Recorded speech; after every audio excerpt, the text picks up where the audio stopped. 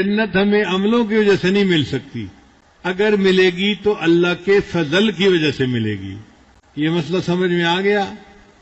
عبادت کی وجہ سے جنت نہیں ملے گی بلکہ اللہ کے فضل کی وجہ سے جنت ملے گی۔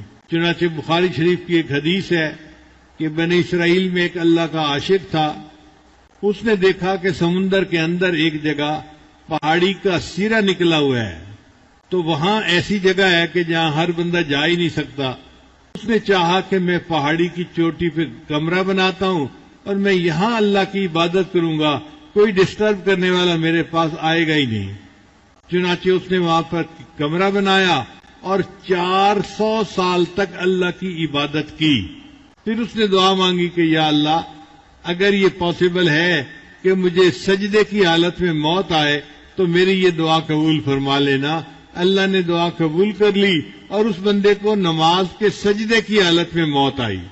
اب آپ بتائیے، 400 سال اللہ کی عبادت کی اور سجدے کی حالت میں اس کو موت آئی۔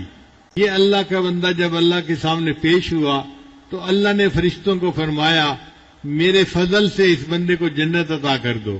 تو اس بندے نے کہا رب بعملی، اللہ میرے عملوں کی وجہ سے، میں نے تو بڑی عبادت کی ہوئی ہے۔ اللہ نے فرمایا میرے فضل سے جنت لے جاؤ۔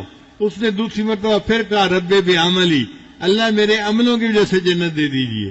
اللہ نے فرمایا اچھا یہ بار بار کہہ رہا ہے کہ میرے عملوں کی وجہ سے، تو فرشتوں اس کے عملوں کا اور جو نعمتیں میں نے دی ہیں ان کا ذرا حساب کر لو۔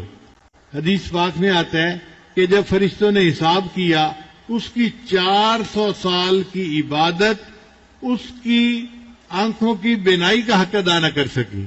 اللہ نے فرمایا میرے بندے تیرے 400 سال کی عبادت میری بینائی کا حق ادا نہ کر سکی، میں نے تو اس کے علاوہ بھی تمہیں نعمتیں دی تھیں، تو بولتا بھی تھا، سنتا بھی تھا، کھاتا پیتا بھی تھا، بیوی سے بھی جو ہے وہ لطف اندوز ہوتا تھا، اولاد بھی تھی، کتنی نعمتیں میں نے تجھے دی، تو نے تو حق ادا نہیں کیا۔